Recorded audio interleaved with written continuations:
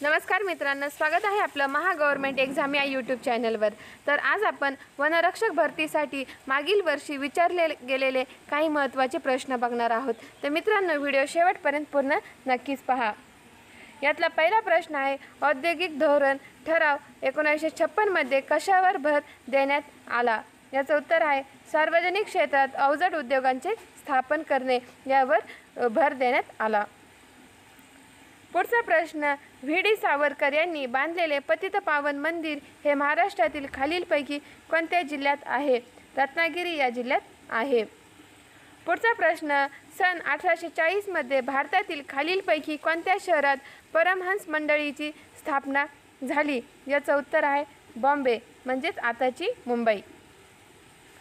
पुढचा प्रश्न, भारतातील 2011च्या लोकसंख्येच्या जनगणनेनुसार महाराष्ट्रात कोणत्या जिल्ह्याचे लिंग गुणोत्तर सर्वाधिक आहे? याचं उत्तर आहे रत्नागिरी या जिल्ह्याचे लिंग गुणोत्तर सर्वाधिक आहे।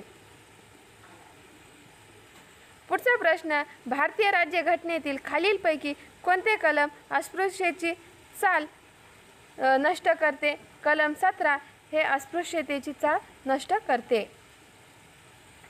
पुढचा प्रश्न, 1897 मध्ये चाफेकर बंधूंनी खालीलपैकी कोणत्या ब्रिटिश अधिकाऱ्याची हत्या केली?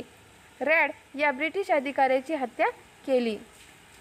पुढचा प्रश्न, खालीलपैकी कोणत्या सातवाहन राजाने गाथा सप्तशती ही प्रसिद्ध काव्यरचना केली? याचं उत्तर आहे हाल।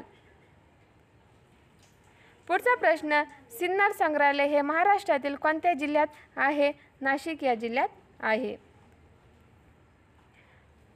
कागिद नृत्य हे डॅश डॅश संबंधित आहे?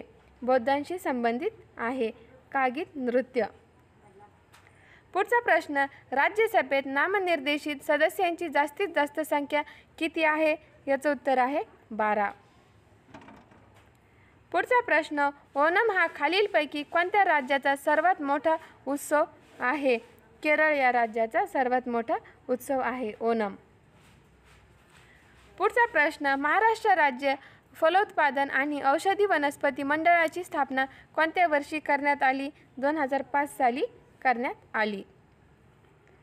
पुढचा प्रश्न, भारताच्या 2011च्या जनगणनेनुसार महाराष्ट्र हे भारतातील डॅश डॅश सर्वाधिक लोकसंख्या असणारे राज्य आहे? दुसरे राज्य आहे। पुढचा प्रश्न, खालीलपैकी कोणते पुस्तक महात्मा ज्योतिराव फुले यांनी लिहिले आहे? ब्राह्मणाचे कसब हे पुस्तक महात्मा ज्योतिराव फुले यांनी लिहिले आहे। पुढचा प्रश्न, खालीलपैकी कोणाला राज्य विधिमंडळाचे अधिवेशन बोलण्याचा अधिकार आहे? याचं उत्तर आहे राज्याचे राज्यपाल।